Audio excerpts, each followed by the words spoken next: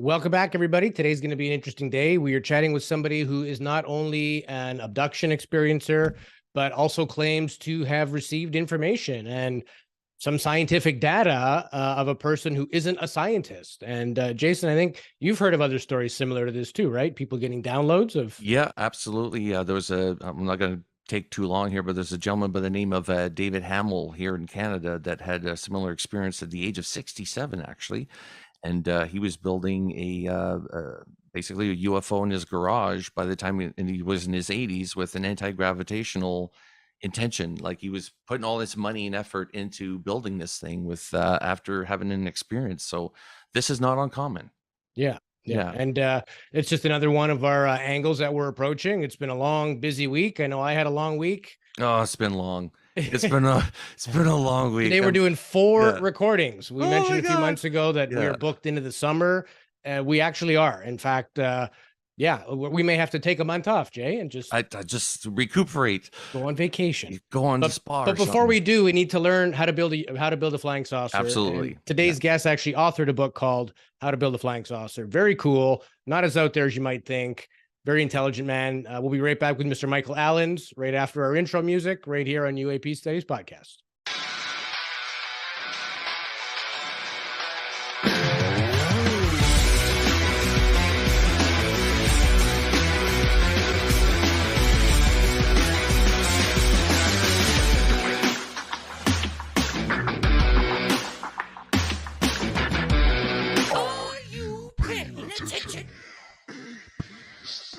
Welcome back to another episode of UAP Studies Podcast. My name is Louis Borges. Joining me as always, my best buddy, Jason Gilmet. How you doing? I'm doing good. It's been a long week. Like I explained in the intro, but I'm happy to be here this weekend. We got some for the listeners. Actually, Louis and I are recording 4 interviews this weekend, so we're busy boys. A lot of good stuff is coming on the podcast. Really good guest, and today is no exception to the rule. And Louis, I'll let you introduce our guest. Yeah. So you mentioned earlier before we started recording here that I tend to be more the science-minded guy into the quantum level of things, and you're more wanting to know about the abduction phenomenon and interaction. And today's guest kind of lives in both of those realms. As a result of one came another. So very exciting to chat with our guest today, Michael Allens, the author of 2 books. We'll explain a little bit about those books. And it's a unique position. Not a lot of people can say that they've received this type of information. So we're looking forward to a good show. It's going to be a fun day. So welcome to the show, our new friend, Michael Allens.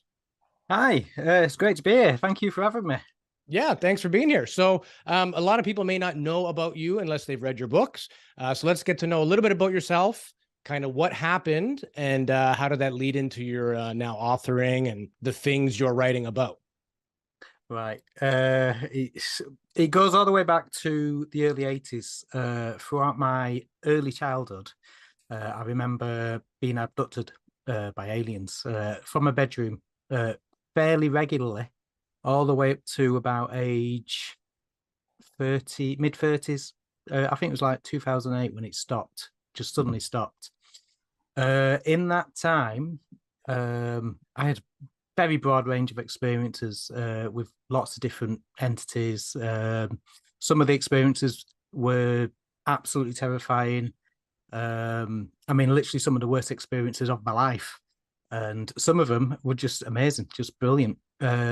It's crazy, but I feel like I've met quite a broad range of characters, non-human characters, which is quite strange to say. And from all those experiences, I feel like I've garnered some information.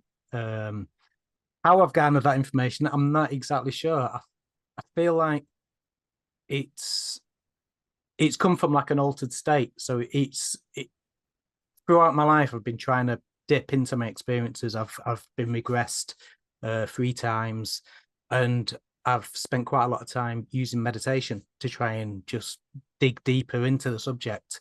And from that work, I feel like I've uncovered some really rather unusual information, which I've tried to share. The strange thing about me is I really hate talking about this subject because at the end of the day, I want to live a normal life, and I've got 2 kids, and it's kind of impossible if people know this truth about you. Right.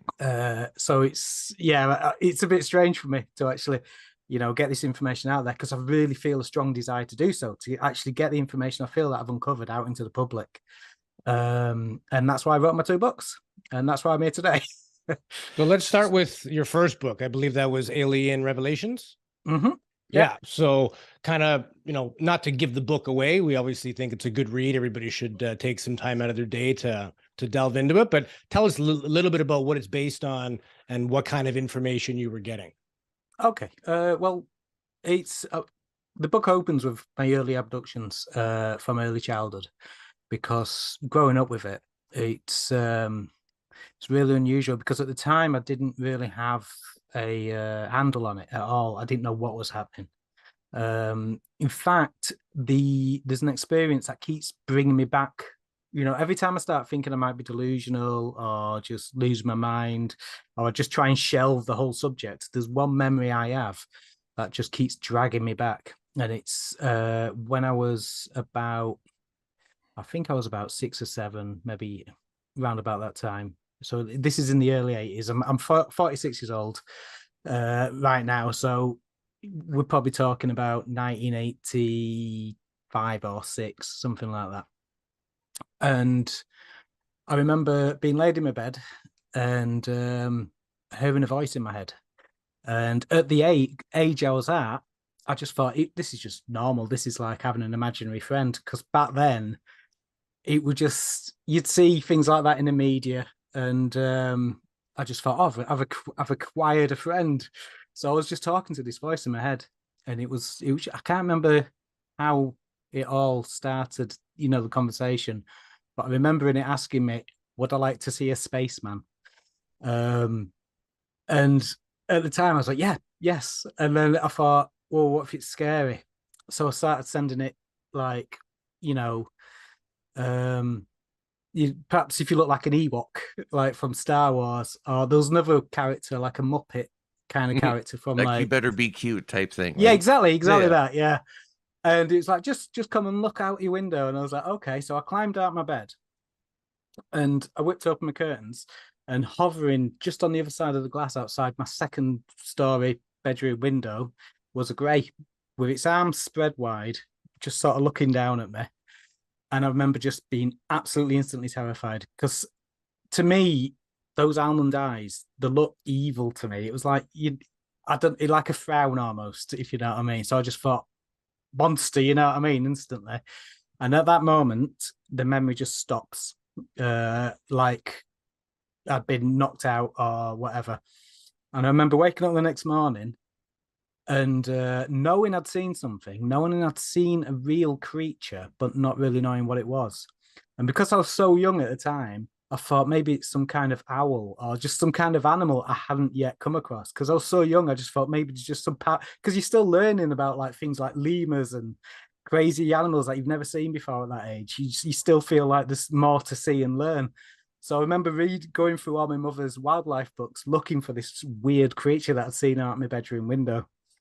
And it's that reaction that keeps grounding me to the fact that this really definitely happened, because I remember all those events afterwards, like researching this thing and not knowing what the hell it was, and then not actually realizing what it could have been until 1995, when I first started dipping my toes into the subject of alien abduction.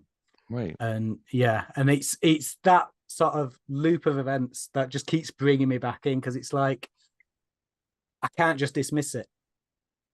That definitely happened. That was definitely outside my bedroom window. And if that was true, I've got a ton of other memories from just, throughout my childhood and throughout my early 20s that sort of follow that same pattern. And also seeing the same kinds of things in the early hours of the morning, just waking up and seeing things in my bedroom. And yeah, sorry. Yeah. So Michael, you've had these instances, like you said, it was 30s by the time you stop having these experiences? Yeah, 2008. Okay. So Yeah. from a toddler age to the age of 30, you're having these experiences. And the thing is, there's a lot more complexity behind this than you can possibly explain, right? There's Yes. tons more.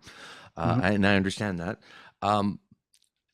Have you noticed a change in the dynamics or the interactions that you were having with these entities? And what I mean by that is some people say from an early age, so toddler years to being kids, they usually have a more positive experiences with these entities or so almost considered friends of sorts.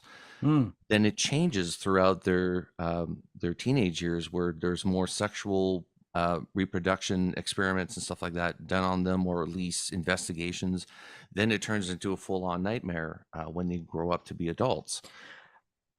For me, it sort of became, I mean, it was always terrifying.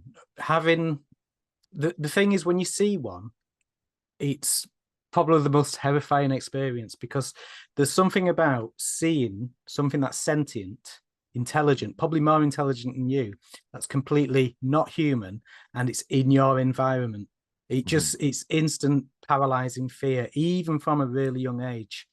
When I was, I want to say 13, is when it started turning towards, the sexual kind of interest and surgical procedures and things like that, which I didn't really know fully until I was, I want to say 18, when I had my first hypnotic regression. Because the experience in particular that I'm thinking about, it was when I was staying at a friend's house. It was out in the countryside, in the middle of nowhere. And I remember in the middle of the night, being let, because we were sleeping top and tail, because we're like teenage boys, obviously having to share a bed, and sleeping top and tail, fully clothed with our street clothes on, because obviously, We've all done that in the 80s, right? 80s yeah, and exactly. In 90s, the we've all 80s in done that. particular, Yeah. you couldn't have it get out that, you know what I mean? Yeah, You shared a bed with exactly. your friend. You Yeah, shut your mouth. You don't tell anyone. exactly Yeah. that. Yeah. So yeah, at the time, I remembered waking up in the early hours of the night, feeling completely violated, like something terrible has just happened, and I had this weird sort of how to describe it, desire to hold on to a memory. It was like I had this feeling that I was about to lose something, and I was struggling to hold on to this memory. And what I retained was the image of an upside down train carriage in the sky and a glass elevator. And those are the only two things I could hold on to visually in my mind. But I remembered being completely, just emotionally, just completely distressed. I also remember I realized I was laid not top and tail next to my friend, and I was just like totally freaked out. So I jumped out of the bed, well, slid out of the bed as carefully as possible, and I noticed my trousers were like half up, and I was completely exposed, and my buttons were all wrong. So I remember sorting myself out and then getting back into bed the right way round, not knowing what the hell had happened. And then flash forward probably 7 years, I sought the help of a hypnotic regressionist in my area. The subject of UFOs had just exploded in like the early 90s, and there was an organization called BUFOSC, British Research UFO, something Cheshire, I can't remember, it was something like that, and it was headed by a guy called Eric Morris, who was a naval nurse who picked up hypnotic, I don't know, techniques while he was in the Navy. And he got us interested in the subject, and he was just going around the area. He put an advert out in, I think it was UFO magazine at the time, with a phone number, just saying, offering the services as a hypnotic regressionist. So I called him up, he came around, and first thing I wanted to know about was this upside down train carriage and this, glass elevator. So in the regression, I couldn't believe how visual it was, because once I was under, as soon as I started just remembering the events in sequence, it was just completely clear. I could see it all as it was. So what had actually happened is in the middle of the night, I saw a shaft of light come through the curtains, and I saw shadows on the other side of the window, and these creatures came into the room. It was all kind of blurry because I couldn't really focus because at the time I was completely paralyzed. I remember being taken through the window, flying up to a cigar-shaped object that had windows along the bottom. So already I've got my glass elevator and I've got my upside-down train carriage. Right. And as we went up, I remember being led into a sort of I mean, the first room, it was like a cylindrical room, and it had like a conical ramp. So it was like I came up through a manhole kind of thing. I was dragged to the side, led up this ramp down a corridor and into it was like a operating theatre. I remember being laid onto it. I remember them taking something from my rib cage, so in my side, and then after that, there's a bunch of procedures, really unpleasant. I remember a needle going in the back of my head. That was absolute agony. And I remember seeing a being there that had brown skin and wrinkled features. And I remember it saying to me, because I remember, I can't remember what I'd said, but it was something along the lines of "You're not going to get away with this. I'm going to tell everyone." And I remember him saying, "You will not remember this." So then that just it put something in me where I bloody well will remember this. You are not going to take this away from me. And I remember after the event when they brought me back down into my bed, just trying to hold on to the memories and realizing that they were leaving me. I was losing my recall of what had happened. I couldn't put it in sequence anymore while I was laid in my own bed. And so I just thought, grab onto something. So I just remembered that craft and the fact that I flew up to it. So I just thought it's the simplest way I could put it. It was an upside down train carriage and a glass elevator. And that's the only memories I could retain from it. Yeah. But yeah, it was crazy that because I had those two images in my head for all that time, and it just in context, it just made complete sense. And the feeling of violation. In fact, I was so angry, I was fighting them off while they were trying to dress me, and that's why when I ended up in bed, I was just completely, basically half naked. But yeah, it was crazy to me at the time that it was just, and also just seeing it in the regression, just seeing, having it all confirmed, just, seeing them like face to face, like close to me as like, a teenager. And it was just madness. and Michael, did you have any smells, or is there any smells that sort of trigger anything for you? Yeah, there's a few. Wet soil, freshly dug soil, Yeah. and also cat litter. Okay.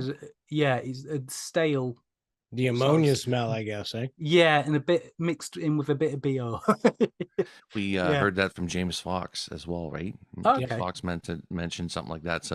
Witnesses smelled something very similar to that, ammonia, and the wet soil is not uncommon. It's that or wet pavement that's been really, really hot, like during summer, triggers something in people as well. Yeah, Yeah. and a bit like hot radiators as well. There's a tinny edge to it. That's where I get the wet soil from, because it's like a metallic tang. I think it's ozone. You know that smell when you get after it rains in the Yes. spring for the first like 5 minutes? It's a strange, and it doesn't last because ozone's not a stable molecule, but or people they do it to their car. If you have a car that has an odor you can't get out, they use an ionizer or like an ozone machine, and it literally changes the chemistry of the smell. So a lot of people do have these similarities of ozone and ammonia, oddly enough, for whatever reason. But that makes a lot of sense if you're in an electrically charged environment as well. Yeah, exactly. Yeah, like the smell of like a neon sign going on. It gives off kind of like a tinny, you know exactly what it is, right? But yeah. But I wanted to ask you, you mentioned earlier in the show that throughout the course of the years of having all these experiences, you've met a whole wide cast of characters, Yes. Maybe elaborate a little bit on that. Who were some of these creatures and kind of what were their characteristics? Right. Well, I mean, the main one in particular is the brown wrinkled entity that I mentioned just a moment ago. He's really striking in appearance. He's got quite a long neck, quite muscly neck, and his head's huge. It's shaped like a heart, and it's got a trench running down the middle of it, and like bone spurs, sort of like connecting. And I remember when I first visually remembered it as a teenager, I just thought I must have made it up because it looks too much like it, you know, the Klingons in Star Right. Trek with Yeah, with the ridges. It was a bit like that, but like mixed in with like other science fiction-y kind of characters. Because it had the bug eyes, it had a flat nose with two like slit nostrils and quite prominent bony features. Smaller eyes than the greys, but still quite large with thick eyelids. I've drawn him loads. It's because he's visually quite striking, and it's actually And quite hard to get him wrong when you're he's drawing him. he's a repeated figure for you. He is absolutely, Okay. yeah. In fact, the strange thing is, every time I see him for the first time, well, throughout my childhood, I'd be terrified because he looked almost desiccated, like a mummy, like dried skin, and it was kind of brown. But actually, throughout the experience, by the end of it, it feels like I'm with a friend because, unlike the Greys, it feels like you're talking to a human with him because Right. it's more, it's not audible, but it's you hear it in your head kind of thing. Okay. Whereas with the Greys, it tends to be a lot more visual. So it's almost like there's a bit of audible quality, but they send you images a lot more, like flash images. And but he had a weird sense of humor as well. Like there's one occasion where I met him. I was in it was a weird kind of classroom environment. It was almost because I was led into a room and it just looked like a classroom on Earth, except it stuck in the 1950s because it had the weird desks with the attached chairs and the lifty lids and the ink wells, which I had not experienced at this age. For me, I grew up in the 80s. It was all like plastic coated wood and, you know, plastic chairs. And I remember when I first saw him, I was absolutely terrified. And just, he just totally threw me back. And he put the words in my head, literally, why are you scared? Why are you so afraid? This is a huge opportunity. You're meeting a literal creature from another world. What the hell's wrong with you? And then he started just sort of insulting me, just calling me like stupid monkey and things like this. And it was just his insults were getting sillier and sillier. And as he insulted me, I started getting angry. I'm like, you brought me here, you know, it's not my fault. And I remember just shouting back at him, just shut up, you brought me here, or something like that. And then he started laughing at me. And then as he was laughing, I started laughing. And then the way he explained it to me was, your fear is like an egg, and I can't get you out of the fear. You have to do it for yourself. So Right. literally, all I have to do is provide the right environment to actually bring you out of your own fear. So I took you from fear to anger and from anger to humor, and now we can talk like equals. And as he explained it to me, I was like, this is a remarkable creature because it worked. The psychology of it just made complete sense to me. And I think he's kind of helping you from behind almost, whereas it's because the idea of laughing after I've been that mad seems a bit wrong, but his humor was so infectious, it just sort of brought me up into it. So it's like the guiding you from both ends. So it's like there's the physical reality of it, but there's also a deeper connection going on. And it's sort of the way they communicate, you sort of partially in their heads as well, if you know what I mean. Yeah. So you sort of feel it's a weird two-way streak. But yeah, it's so there's him. There's a female grey, which I'm kind of scared of more than of him because she just looked like a normal grey but taller, slightly smaller eyes, and she'd wear a hood, but she wouldn't say very much. But she did use any painful procedure, she'd get me to look in her eyes, and Okay. she'd black me out. So she was the one that sort of did that kind of thing. But because she was a bit more mysterious, I kind of, and creepy looking as well to me. Yeah, she gave me the heebie-jeebies. Yeah. I've seen mantises, I've seen giant reptilians. Yeah, there's quite a lot. Weird little snake-looking dudes. Yeah, quite a lot. Eh, have you ever seen any humans? Not that I can recall. No. I think I've encountered hybrids, but no humans. Okay. Was there Yeah. ever any communication in terms of where they were coming from, any particular star system, or any kind of biological explanations of why they all look so different or anything like that? Yeah, a little bit. From him, I got his homeworld, which is a snowy, icy planet. It's the cities they live in these circular cities that I think they have stable populations. So basically, the populations don't rise or fall. So they have these set circular cities, and then nothing, no like little countryside No housing or suburbs. anything. No, nothing like that. It's literally Yeah. everything's contained. They build weird follies as well. Like there's this one city, it's in a mountain, and it's a shaft, and then around the shaft there's these buildings, and in the middle there's a bridge that goes halfway across, and then there's a tower suspended at the end of this halfway bridge. So it looks impossible, but it's just they're like playing with gravity.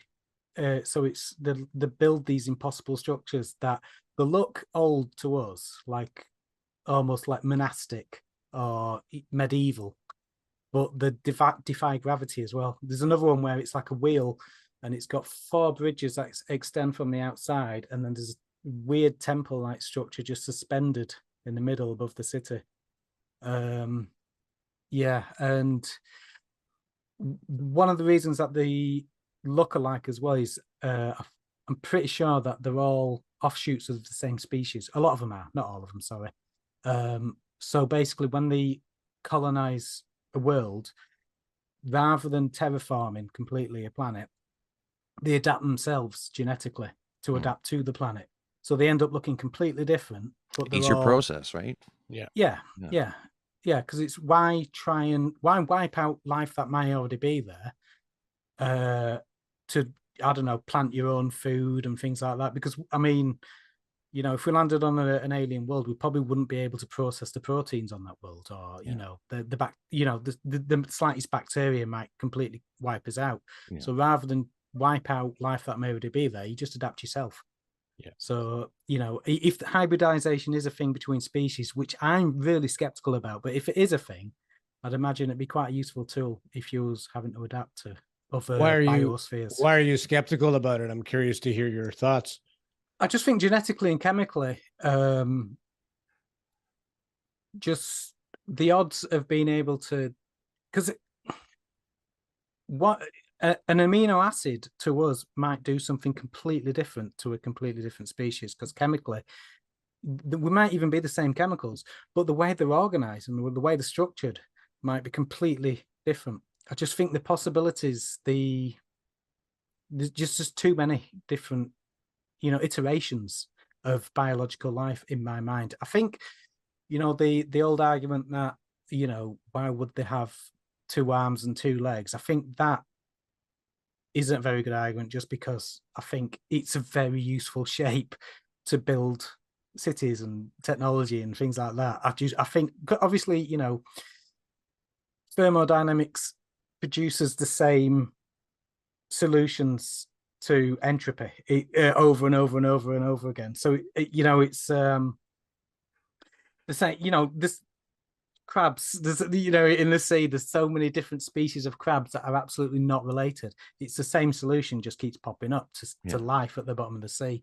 I think it's something like that. You know, but I think, you know, the ability to genetically splice 2 completely alien species, just, it doesn't make sense to me. I just can't see it, you know. So I might be completely wrong, but that makes sense if you're trying to breed like an elephant and a mouse, right? They're so far apart, it's not going to work. But what about slight mods, or people that have reported that they've been abducted, some genetic material has been removed and then paired with some other, perhaps more closely related material? Hybridization, right? Yeah, hybridization, or it's like a genetic boost somehow. It's an upgrade. They're just slightly tweaking it.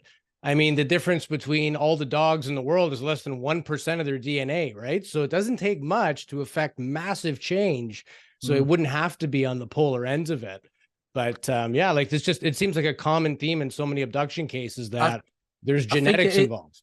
I do think there's because on my last regression, I got some information that I don't really like much because it's too specific, and it was that the Greys themselves aren't actually aliens. That they are augmented humans that have been augmented to live in space, and they're the ones that are hybridizing. They're not hybridizing; they're rejuvenating their own genetics from old stock, our stock. So basically, in the regression, I was told that we actually had contact with aliens. Our first civilizations did have open contact. It was one way because basically we didn't have the technology to, go to them. Yeah. But they had the technology to come to us, and basically there was a cataclysmic event, and to preserve the old culture rather than keep the contacted culture on Earth, they took them out into space and gave them the job of basically watching out for life on Earth, basically preserving us. The whole thing, I hate it because it sounds so science fiction, but the information I got was Earth was discovered millions of years ago by a completely different alien race, an ancient alien race that basically realized that life on Earth would never advance to sentience. The reason being that we're in a singular a mono star system. We have only one star in our planetary system, and the problem with that is after the accretion disk collapses into planets, you've got a lot of junk in your solar system, asteroids and comets and things like that, and over time you get asteroidal or comet bombardment on all the planets in the system, so that life, while it can get a hold, will have these terrible cataclysms that will just keep resetting the clock. So you don't have a big enough window to actually reach sentience on your own. And that's happened 5 times throughout history. Yeah, There's been exactly. 5 major extinctions of global extinctions, right?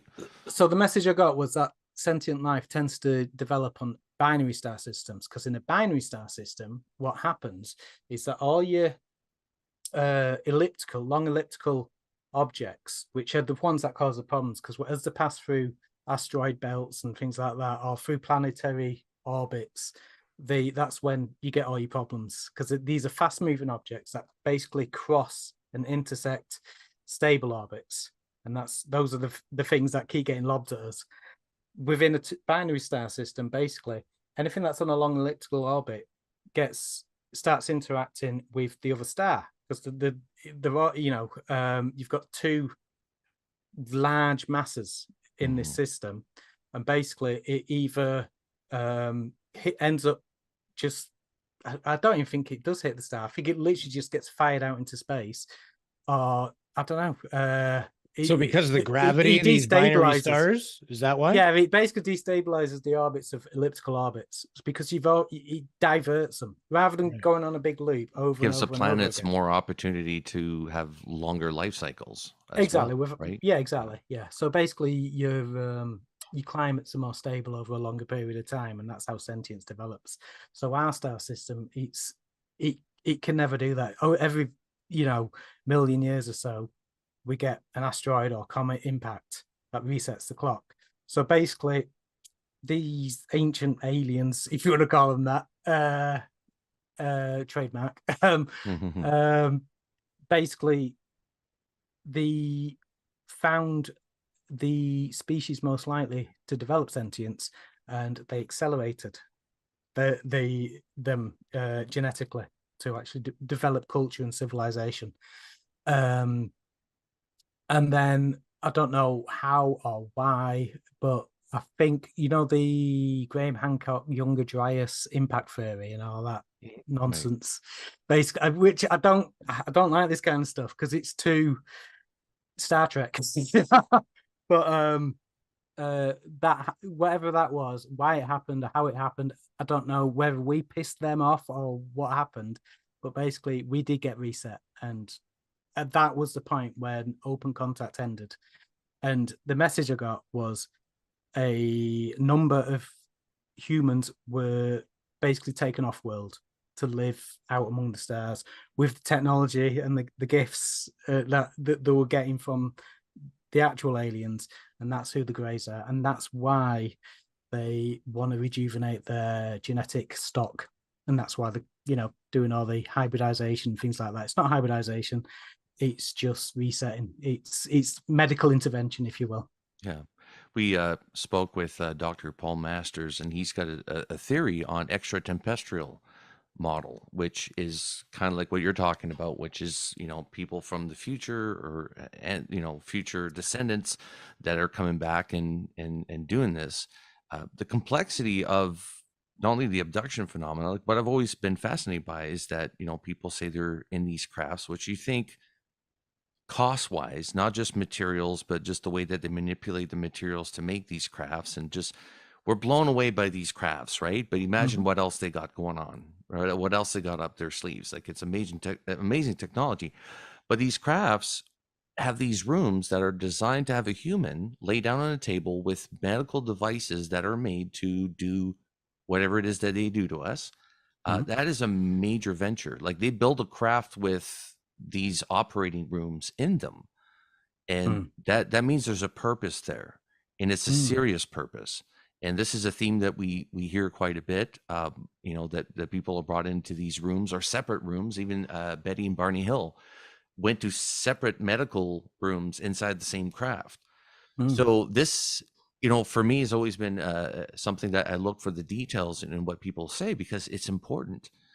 We find commonalities to it and start saying, and we mentioned this before, is there's two possibilities. There's no third, there's no fourth. It's two possibilities. Either one, it's a new mental illness that millions of people across the world are experiencing similar, experiences and similar patterns, but not all the same. They all have their differences. Or it's actually happening, right? Yeah. So there's just two possibilities to this. Like I said, there's nobody's on drugs. We have people from all walks of lives that have been, like, even people inside the Defense Department, for crying out loud, are experiencing the same thing as you are. So it's huge. It doesn't exclude anybody. It's not particular to any specific person. They're all just randomly selected. Yeah, but then there's a spectrum of data as well, in that it's like, even my own data, I question it, and it's coming from me. Like, Right. that last regression, because it felt like a seance. It wasn't a normal regression. It was like I was having a dialogue with them in the room. It was really weird. But because it wasn't as concrete as my first regression, I'm almost ready to dismiss it. But the thing is, I mean, that's me and myself. That's my data that I'm skeptical of.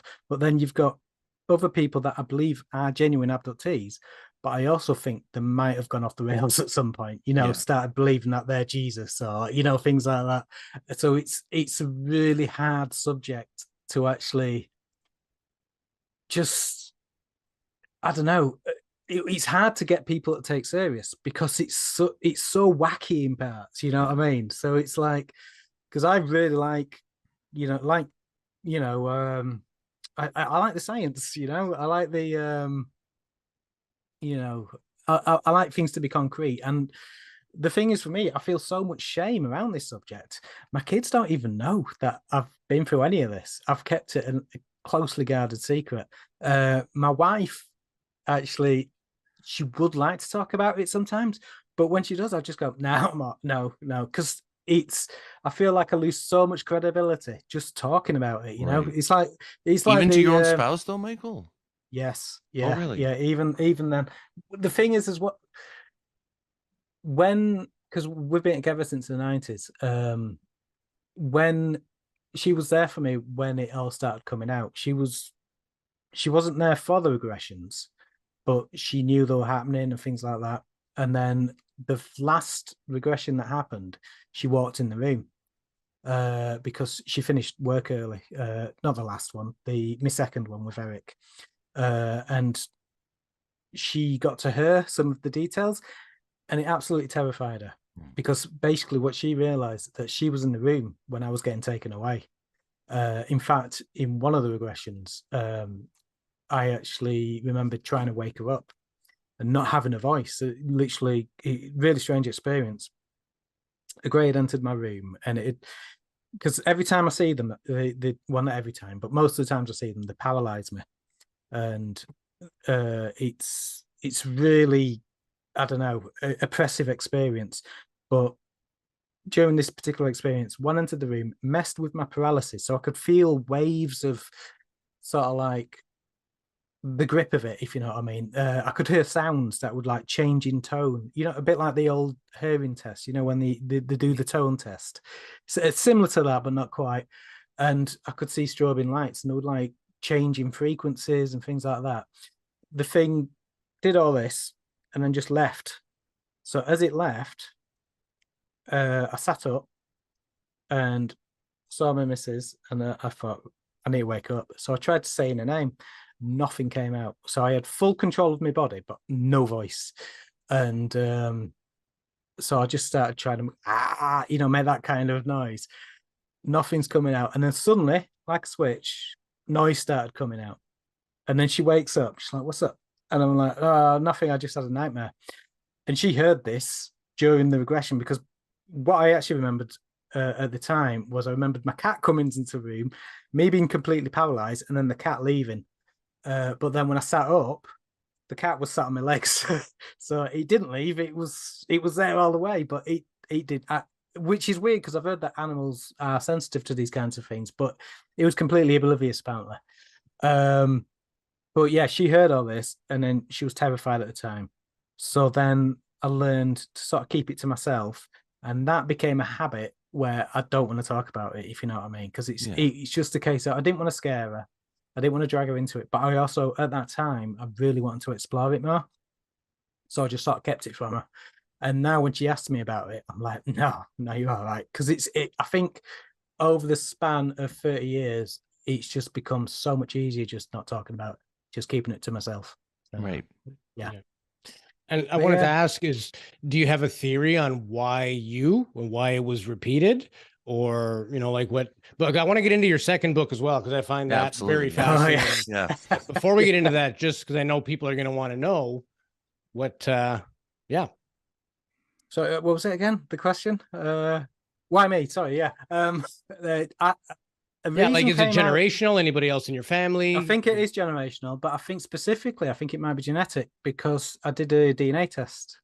My missus is quite into her ancestry. So for one, I think it was Christmas or my birthday, I can't remember, but she got me a DNA test kit, and it came back, and it's the most boring, you know, when you get the map and it shows you where all your family's from and where you spread, literally the UK, nowhere else. So you're a purebred. Just a blob. Yeah, but also completely vanilla and boring. So, but I think if you are harvesting genetic material, a good base of data, so you can say that, you know, it's because if you've got a mongrel animal, you know, and you take the DNA from it, it's probably quite hard to figure out, you know, what goes where with, you know, with the ancestry and things like that. I think with me in particular, I think I am, because I'm so boring, I think literally I make a good donor genetically. You know, I think it's quite useful, because I don't know, maybe I literally, I've no idea, but I do think that's got something to do with it, just because it was so surprising when I got that map and it was just a blob and it was the UK. And literally right where I live. See, I'm afraid to do that test because I'm afraid it's all going to point to the same house. Yeah, yeah, honestly. Yeah, but good point though on being very kind of lacking mix. If you look at like Rh negative blood type, the predominant area for that is in the Basque region of Spain. So why just a very small amount of people have a particular blood type that doesn't mix with anybody else's blood type anywhere else in the world? It's very rare. I mean, there are people that have more rarer bloods than others, but to have such a high population all carrying, and I mean, even pregnant women have to get tested for Rh negative, because essentially they could reject their own baby if it is of the other blood type, right? Oh, so it's a real thing. I remember my wife doing the test when we were pregnant, like, you know, well, I should say when she was pregnant. I was the emotional pregnant guy, but yeah, the Rh negative is a real thing. And genetically, there is a small portion of people that have that. And nobody can really explain why that specific blood type is so much unlike all the rest, right? So there is maybe something to that small space having some significance. I don't know if this has any significance, but I'm at the opposite end of that. I've got this blood that everyone can have. I don't know. I can't remember what it's called. Is it Like a universal donor type yeah. thing? Yeah, I'm one of Yeah. them. Yeah, I can't remember what it is, but yeah, I've got that. So that might be useful as well. You know, And- if you're taking blood, yeah, Yeah, goes everywhere. Michael, I got two final questions about the abduction stuff, and then we'll move on to the second book. Okay. So, have you had any ill effects or any ailments develop over the span of your life because you think it's related to these experiences? Oh, I did. I have the faintest of scars on my rib cage when Right. you from the one that I got regressed. You know, the big surgical one. Okay. And I did wake up one morning with a completely swollen earlobe and blood on my pillow. And then for about a decade after that, I had a lump in my earlobe. It was just a tiny, like a little ball bearing, which Eric, my regressionist, the UFO researcher, was like, you have to get that taken out. Go to your doctor, tell him you've got something in your ear, you need it taken out. And I was terrified, and I never did. And then it dissolved. It just seemed to get smaller and smaller and smaller, and it disappeared. Other than that, not really, because I know because I did have some interactions with Kim Carlsberg, and I know she had a lot of nosebleeds and things like that of that nature, which she associated with an implant in a nasal cavity. But yeah, nothing like that. Okay. Yeah. And then the second question was, because this might be something that follows your family line, it could be that dates back quite a bit. Most people come to grips with it or start talking about it in our generation. It seems to be more prevalent. We're like, hey, wait a minute, something's wrong, something's off. Are you worried at all? Because I know you're not talking to your kids really about it, but are you worried that this might pass on to them? I did, really did, very much so, especially when they were young. I think that's why my abduction stopped, because I think I was dealing with the experience very badly once I had kids. Gotcha. Because it's one thing to have an intruder in your house when you're just you and your girlfriend or wife or whatever. But as soon as you put kids in the picture, I'm a feral animal. I can't, you know what I mean? It's and I think I had some. There was one where they actually used my son's voice to get me to come to them, which did not. That scared me because Crossed the line, right? it really did. Yeah. My son, when he was about 4, he started. He might have been younger than that. He might have been 2 or 3. But basically, when he graduated from a cot to a bed, in fact, I think it might have been when he got his own room. He started coming into mine and my wife's room and just sneaking into bed with us. And at the time, I was working crazy hours because I was working in a bakery. So I was looking up solutions online and things like that. And basically, what I came up with is if you reverse a door handle, the turny, the long handles, if you swap them, the front from the back, or is it you turn it upside down? I can't remember. But basically, what happens is you have to turn it up rather than down to open the door. So I did that, and it worked because he came to the bedroom, rattled the door handle, and I just said, you know what I mean? And I was like, I got out of bed, led him to his own room, and he had a good night's sleep, thank God, and I did too. And from then on, he never did it again. But then I forgot, I just couldn't be bothered changing the door handle back round. So a couple of weeks after that, I woke up in the middle of the night and I could see bright light coming under the door. I was completely paralyzed. So I woke up paralyzed. Like, it's just sleep paralysis because I do suffer both and they are fairly indistinguishable. So I just thought it might be sleep paralysis. But then I realized there's light coming underneath the bedroom door and I could see shadows moving around. I'm like, oh no, they're here. And panic starts setting in. And then the door handle rattled. And I'm like, okay, that's weird. And then the door handle rattled again. And I'm thinking, well, what if it is my son, And I started thinking about, am I a terrible parent just laid here when my son's at the top of the stairs, potentially could fall down? I didn't think this through, because what if I had sleep paralysis while I was trying to open the door handle, and I'd start panicking that way then? And the light disappears, and then I just hear, Dad, Dad, literally the exact same words I heard when he first came into the room. So it's like they literally plucked the exact audio recorded in my brain and played it back at me. So then I'm like, it's okay, it's okay. And I jumped out of bed, opened the door, and then there's 3 greys on the other side of the door. And the last thing I remember is the front one just putting his hand in my face and blackout. And I was furious, because they'd not only were they in the house with my kids, but they'd used my kids to sort of get to me. And I was stunned that I couldn't figure out a door handle. Yeah, why did they just float through the door? Yeah, well, no, actually, I do think there was a reason for that, because at this time in this period of my abductions, there was finding weird ways to get to me. Like, one of the ways, he actually got me to sleepwalk into my living room before they revealed themselves. But I did get the message that I had a huge conifer tree outside my bedroom window, and I remembered the brown fella saying to me, "You really need to cut that tree down. It would make things a lot easier if you cut that tree down." And I think, for whatever reason, I do like, they probably can pass through organic matter, but I think it might leave a trace, and I think that's why they couldn't do it. So they were having to get me. They was having to go into my garden and come through my house to get to me. So on the occasion after that, they actually got me to go downstairs into my own living room, open my curtains, and they told me to look at a specific spot in my garden. And I couldn't, nothing there. I'm like, there's nothing there.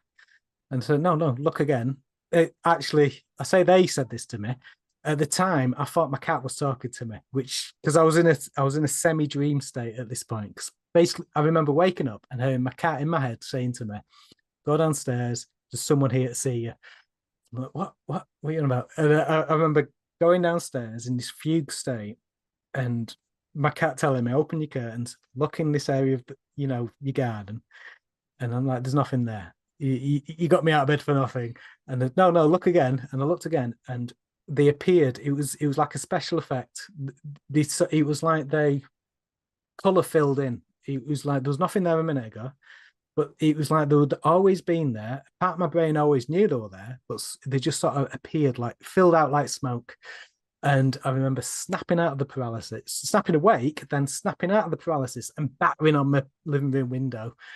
I remember running to my dining room, opening, struggling to open my back door, running out into the garden, and then I don't remember anything after that.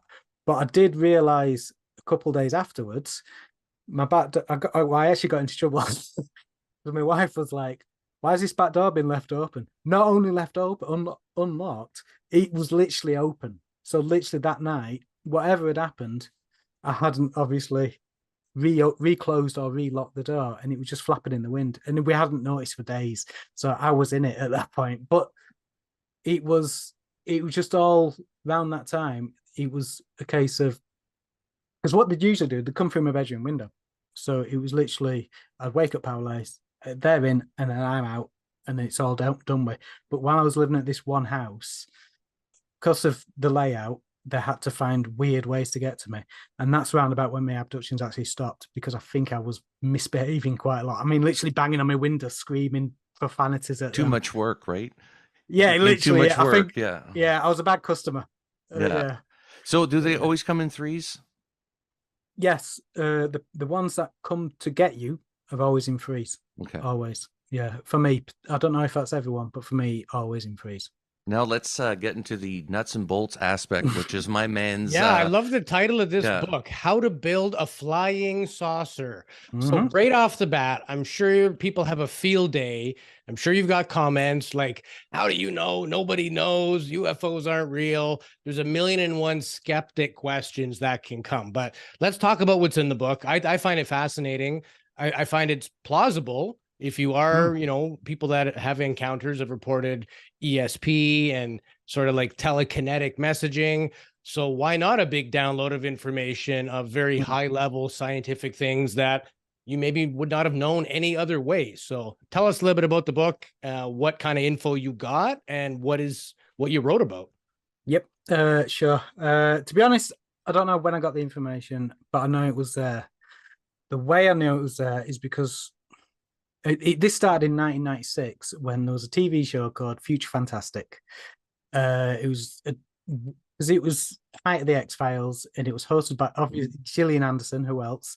And literally, she was basically outlining science fiction concepts and the kind of work that was going on that would lead us to those futures.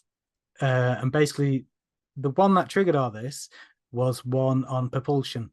And there's a little segment of it where they talked about a guy called Thomas Townsend Brown, who was a scientist in the 50s who was researching something called electrogravitics. I remember watching the show, and they were showing archive footage of his apparatus and how it would work.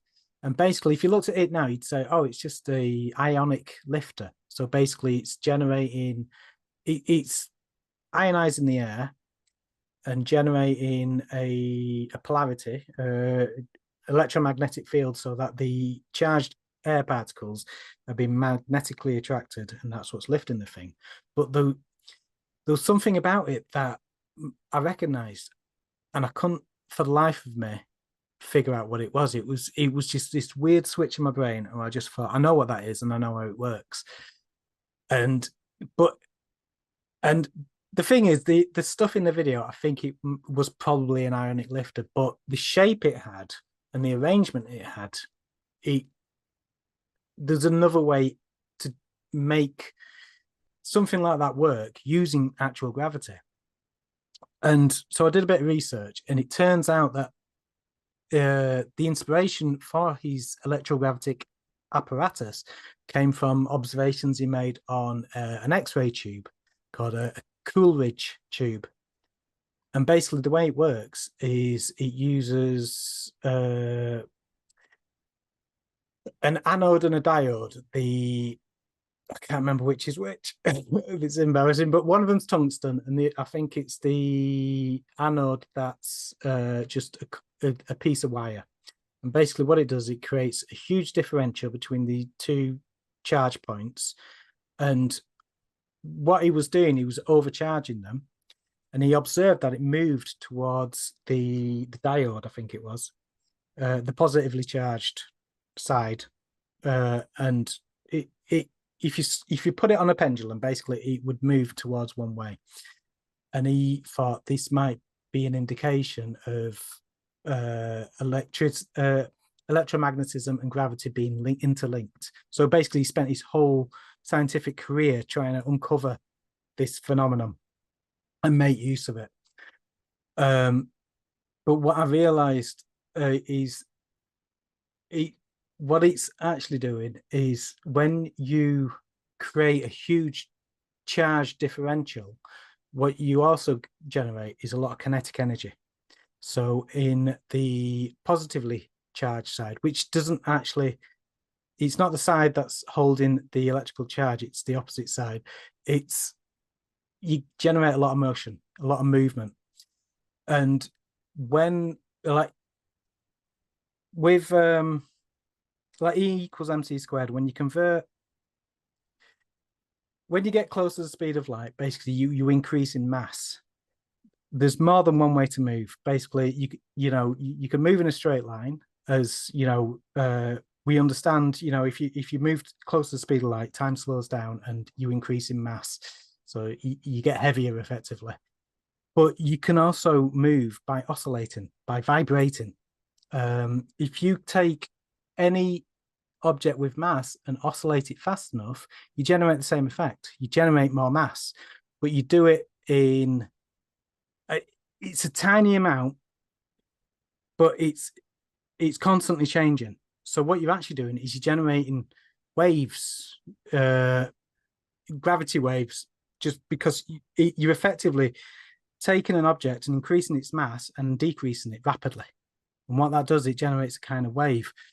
if you, I mean, I could go into the complete breakdown, which is what I see you be doing here. But basically, if you take the same model, the same object that the apparatus that Thomas Townsend Brown had, and make some minor tweaks, you can basically get it so you've got a gravity wave generator. So you've got your positively charged terminal of your apparatus, and you've got your negatively charged terminal, and your positive charged terminal. It's generating a lot of kinetic energy, so in the form of vibration. What's also happening is because you've your negative terminal, the kinetic energy is actually moving towards and away from the negative terminal, so it's actually moving in a straight line. So it's amplifying the effect. And also, if you use the right kinds of materials, you can get it all working in lockstep together. So basically, you're generating all this kinetic energy. If you go to a high enough frequency, you can generate gravity waves. And if you shape the whole thing into a parabola, like a bowl, you can get those waves to combine and focus on a single point in space. When you do that, you generate something that doesn't occur in nature naturally. You generate a linear gravitational field. And once you've done that, basically your whole apparatus, is literally sat within its own gravitational field, separate from any other field around it. And depending on how it's orientated, it'll either generate an area of space that you can reverse the gravity on, or if you have it orientated so the point is pointing towards the Earth, the whole thing becomes weightless itself. The apparatus itself becomes weightless, and anything within it is only feeling the effects of the gravitational field generated. So, which would be really useful for a craft. You know, you wouldn't be very much like what Bob Lazar inertia. said, right? Essentially creating a bubble or something less affected by the normal physics we would expect. But my question about all this is, sorry, I went off on a tangent there. No, it's okay. That's totally fine. It's a lot. And again, reading the book would obviously make a lot more sense than we have there's diagrams time for here. Yeah, but you know, we chatted with Dr. Gary Nolan a little while ago. He's talking about metamaterials potentially creating a waveguide. So it's the material themselves or the propulsion system. But my question to you is, why is this not more out in the open? If it is simplified enough that we can discuss it on a podcast, why don't we see this everywhere? Well, the thing is, to actually do it, you have to go from an engineering point of view. If you was going to build a capacitor with a huge electrical charge, you wouldn't make it out of a very thin material, because obviously it would degrade faster and fail. But to make the most out of this effect, you want the maximum amount of surface area. You want it as thin as possible. So basically, it's really easy to control all those oscillating atoms. And you'd want it spread over a large area. And in science, there's no reason to do that. No one would ever do that, because obviously it would fail.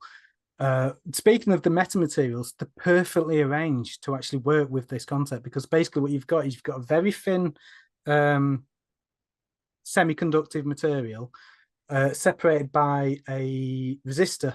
So basically, if you alternate positive, negative, positive, negative, positive, negative in the wafer that you've got, and also the extremely thin layers, you will get the maximum effect of this, you know, atomic oscillation. I think it's literally what the hulls of these crafts are made out of. I think it's why they glow. I think it's why they ionize the air around them.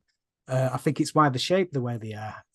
I also think it's why they behave the way they do, why they defy gravity. I also think it's why they come in the, I mean, all the shapes are constructed of parabolic shapes, like a tic-tac, a cylinder, a sphere, an egg, a disc, an egg. Yeah. Exactly. Also, your triangles have three orbs, you know, parabolic shapes on each corner, and quite often one in the middle as well. Also, even the weird ways that they behave, like the falling leaf pattern that some people have observed, works really well if you are just using a single amplifier. So basically, you don't want to just turn it off, because if you do, it's going to fall. And also to build up the charge necessary to generate the effect, it probably takes time, because it's like a tuning fork. You're trying to get the right frequency for it to work. So to descend, if you don't want to come down really, really, really, really slowly by just slightly lowering your gravitational field, a good way to do it would be lower it, but also move forwards so that your gravitational field's offset and angle downwards. And then basically what's going to happen is, over time, aerodynamics and just it's like a spinning top. If you think about a spinning top that's slowing down on power, as it powers down, it wobbles. Yeah. So basically what's happening is the disc itself is wobbling on its focus point as it's powering down. So as it's descending, it's flipping up in a sort of falling leaf kind of pattern. Because I always thought those were the new drivers, like the people that just started flying the crafts. Like, as you wouldn't give them a big mission, the first time that they're operating would be, okay, let's take it easy. Let's go park over there by the trees. I think it's also the guys in the cheaper cars as well, the ones that don't have the reversing cameras or whatever. Yeah. But, there's something else I want to go in. Oh, Bob Lazar as well. Because a lot of what he says makes sense if you've been studying this technology but not quite understanding what you're seeing as well. Because in his descriptions, basically the waveguide of the craft emits gravity waves which cancel out gravity. So basically the waves are going up and that's cancelling gravity coming down. But to me, that's like a wave, using a wave to try and reverse a flow of water. It's not going to work. What I think has happened with that particular craft is basically you've had a lot of scientists looking at it, coming up with various solutions to how it actually works, and actually getting it wrong. And I think the reason we don't have this technology with us today is because they've basically put it all down to this mysterious element 115, which converts into antimatter, which generates weird gravity waves, which they think emits from this aerial shape.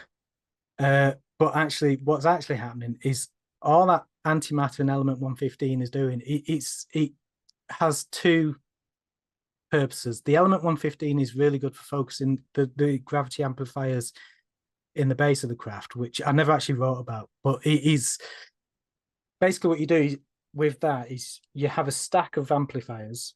You have the element 115 actually at the focal point of the amplifiers, and then you pull it, and what that does is it sharply bends the gravitational field, because it's like sort of like a needle and thread just sort of pulling that focal point. And what that actually does is it creates almost like a very narrow beam of gravity at the other end. So that's why the element 115 exists. It's not to generate the entire gravitational field, but what they've basically done, they've seen these materials that cannot be replicated on Earth and just gone, yeah, we can't really use this device, because if we do, we're going to run out of the materials, and therefore I think they've shelved it. But what they've not realized is actually the hull of the craft, because all that antimatter's doing is just generating power. So they're converting 115, which is also used to focus the amplifiers. They're using that to convert to antimatter, and then they're using that to generate electricity. And that is being used to power the hull. Because, I mean, the fact that the thing glows like this, and also is clearly designed to hold a massive electrical charge, like the fact that there's no sharp corners within the craft. There's no other materials other than the steel that it's made out of. Right. There's no point where you're going to get electrical arcs happening, because it's holding this massive electrical field. So basically, if you're in this craft, because your charge is the same as the craft around you, you're not getting shocked. It's like a bird on a wire. He doesn't exactly get that unless he was touching the ground at the same time. Exactly that. And basically what it's doing is it's charging up the hull, which is actually the engine, which is why when the Roswell wreckage was recovered, there was no signs of any engines or power plant or things like that, because the power plant would have been really, really small. By Bob Lazar's description, it was just a basketball-sized thing. Yeah. And basically, there's no engines because your engines are actually a hull. It's, if you think of like the sails of a ship, it's It's you the know what I mean? surface It's area. exactly that, exactly that. So, and I think there might be, I think they might have realized since then how this stuff works, because there's these patents that came out where it clearly is that it is the hull, it is the craft itself that generates the field. Because if you actually look at the really, really vague and low resolution, these patents, but they clearly know what they're talking about. But I think back in the 80s, I think they had no idea. I think they were still thinking it's like you need dilithium crystals and antimatter to make the warp reactor work. So therefore, yeah, we'll just put it on a shelf until we can like open trade and maybe or make with particle accelerators the right isotope of element 115 to actually make the whole thing work. But because that's not happened, but I do actually think now since then they have figured it out. But at that time, I think Bob Lazar was really there. I think he's absolutely telling the truth. But I also think it was bad science that it was reporting on. It was just well limited science, because I mean, keep in mind it was 1989. They didn't know what they were doing, and you know, when exactly. you read his book, you realize that they hired him. He sought out a gentleman that got him the job at S4. He was like, "Hey, do you have a job for me?" He had no idea that this guy was going to put him in the middle of one of the most groundbreaking event in human history and trying to reverse engineer these crafts. But they thought, man, this kid thinks outside the box. He put a freaking rocket engine in the back of his, was it a Honda or something like that? Like, just crazy. And like, you know, he was able to think outside the box. He's not, he's never proclaimed that he was like the world's best scientist, but he knows enough science, like, you know, to put like a freaking particle accelerator in his garage if he wants to. Like, he's that freaking smart. Like, he'll build stuff for George Knapp. We were talking to George Knapp. And he's like, George was complaining about a fan or some sort of, you know, air conditioner. Oh, I'll build you one. And he just build him a unit and send it to him. Like, the guy's freaking smart. But limited information back in those days. And yeah, you know, like I said, I don't think it's his fault. I think it's the textbooks that he was reading that was wrong. Basically, it's the science that's been done through the 50s to then, where they've got it wrong. Like thinking, because I think what the waveguide actually is, I think it's a deionizer. Because basically, if you want to depower the craft, you can't really earth it. So what you need to do is fire off ionized gas to lower the charge of the whole craft. So basically, straight from the reactor, you just shoot plasma out through that. It's basically an exhaust. And that basically depowers the craft, and that's why that waveguide's there. It's like a blow-off valve for the extra exactly static. that. Yeah, it's like the whistle on a steam train. That's all it is. But they've decided no, that's the whole engine. That's the thing that gives it anti-gravity. And it's not at all. If you look at the whole shape of the thing, it's obvious what it actually is. And the way it worked for me as well is I sort of try to uncover it. I could feel what was right information and what was incorrect. So I'm not a scientist. I don't have an education in this at all. So basically what I've done is I've looked up basic electromagnetism books and things like that. And I've just tried to just follow the trail of breadcrumbs. And that book is the result of what I've come up with. So it's probably riddled with mistakes, but it's my best attempt with the information that I've got. And I think basically what's happened is I've received this information while I've been abducted, when I've not had the recall. I don't have the memories of these events, but I still have the information that I've retained.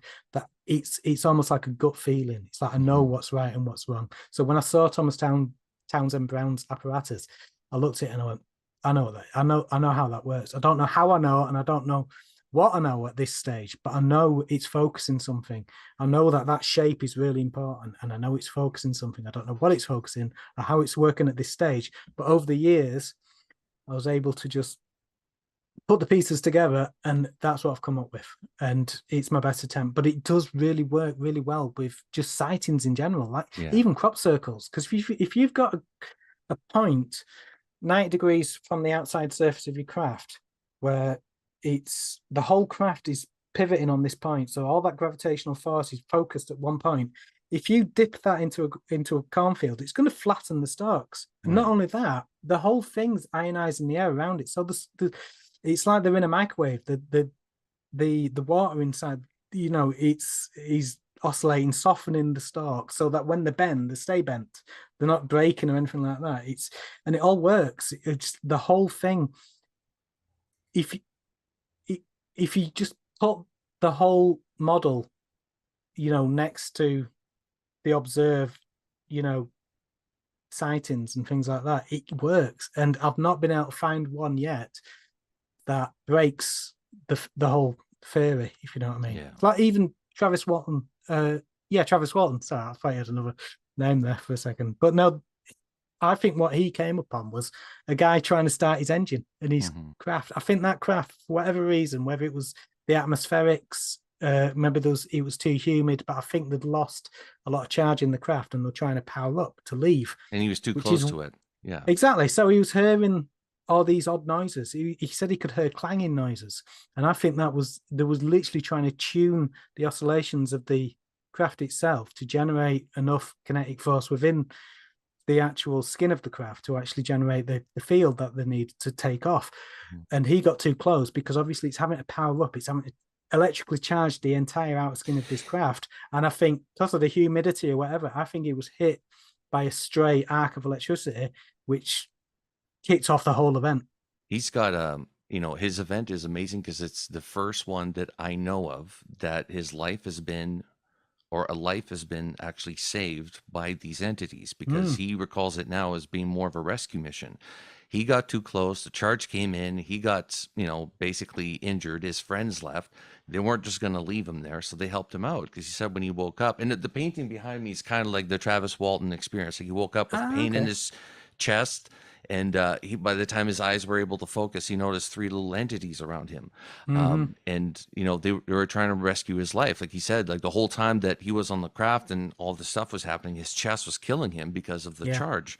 So he's got a fascinating story. I think your story is fascinating as well, Michael. I know that it's difficult to come out and talk about this, and obviously now it's out, and we got several thousands of listeners that will listen to this. And I deeply encourage the listeners to follow Michael on his social media. He's on Twitter, Facebook, Instagram as well, and to purchase the books. I mean, you're a rational person. You're sane.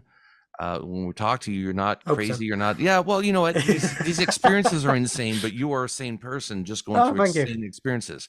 Louis, do you have any final questions for our guest today? No, I think it was, again, it's a difficult topic to breach because of the amazing claims, right? Like having these experiences, getting this information. You're not the only person to have had similar experiences. So it's not like you're going against the grain, but it is a rarity. We don't hear it very often.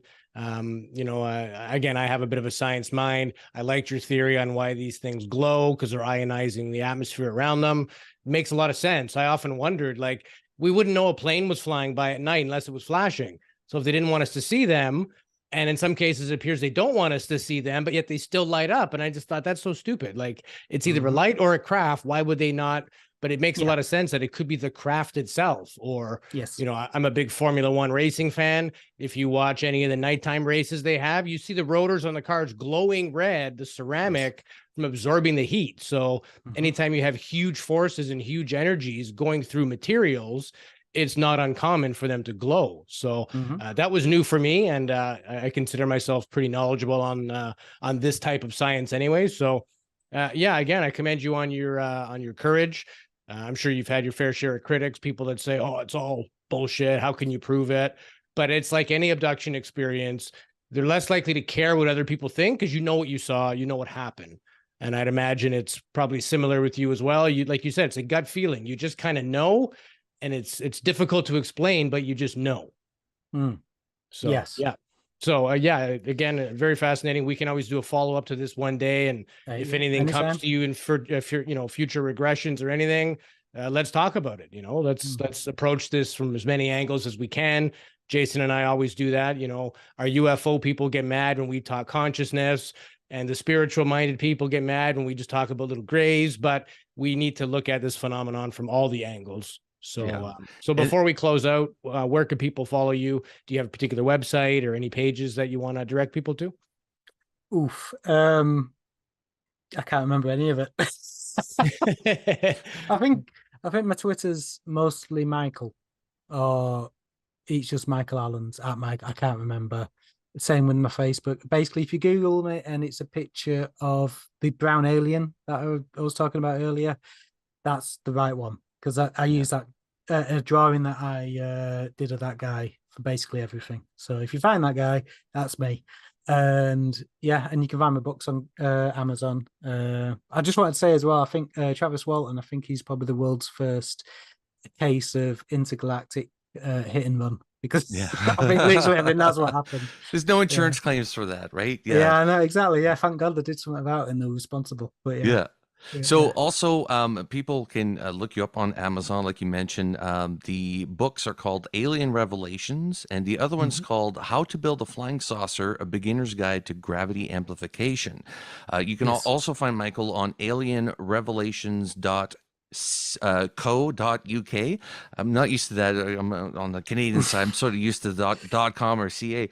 But definitely, Michael, be more vocal about this. I know you've done several interviews and you've been on TV. Like I said, I wasn't too happy with some of the way that you were treated in the past, and I wanted to give you, the opportunity to come on and talk to Louis and I about this on a serious level, and to address many things that haven't been addressed before. Like I said, we're big and appreciative on the fact that you came on today and were able to talk with us about all this. And it's good. People like yourselves are what's helping disclosure come to fruition. Lovely, thank you. It's been really nice talking to someone that's actually read any of my books, because you are rare. Well, you know what? This subject, unfortunately, not everybody researches it. Louis and I have been at it for a while now, and it's interesting. There's a lot of commonalities. There's a lot of pieces to the puzzles, and a lot of threads that people have said that are similar things. And it's building this bigger and bigger. We're getting more and more of an idea. But at the same time, Michael, I'm not lying to you. We are thrown into the rabbit hole. There's a bunch of theories out there that we have to explore, because there's so many facets to this phenomenon. And it's not only the physicality of these crafts, it's the entities and the cerebral aspect, like, the control over oneself, the paralysis, the consciousness aspect. It's such a complex, interwoven issue that it merits looking at everybody that has something to say on this issue. And like I said, you're logical, you're rational, your books make sense. You're scientifically inclined, which a lot more than I am. Like, you understand science, and Louis and yourself could get along fine on that department. Michael Allens, I thank you so much for coming on the podcast today, and we'll have you again sometime. Thank you so much for having me, and anytime. Lovely. Thank you. Perfect. Thank you.